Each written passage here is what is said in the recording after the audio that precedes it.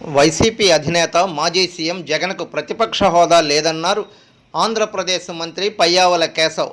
మొత్తం సభ్యుల్లో 10వ వంతు ఉంటేనే ప్రతిపక్ష నేత హోదా ఇస్తారని మంత్రి తెలిపారు. జగన్ ఫ్లోర్ లీడర్ మాత్రమేనని ఈ సందర్భంగా ఆయన పేర్కొన్నారు. సీఎం తర్వాత ప్రతిపక్ష నేత ప్రమాణ స్వీకారం చేయాలని జగన్ చెప్పడం హాస్యాస్పదంగా ఉందన్నారు పయ్యావుల కేశవ్.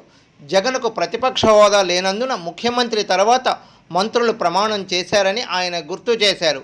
అధికారంలో ఉన్నప్పుడు ఓలా ప్రవర్తించి ప్రతిపక్షంలో ఉన్నప్పుడు మరోలా జగన్ మాట్లాడుతున్నారని మంత్రి ఎద్దేవా చేశారు.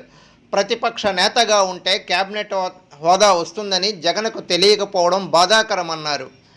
అలాగే 1984లో ఉపేంద్రకు ప్రతిపక్ష నేత హోదా ఇవ్వలేదన్నారు. కేంద్రంలో కాంగ్రెస్ పార్టీ ప్రతిపక్ష హోదా పొందడానికి 10 ఏళ్లు పట్టిందని మంత్రి పయ్యావుల కేశవ్ చెప్పుకొచ్చారు.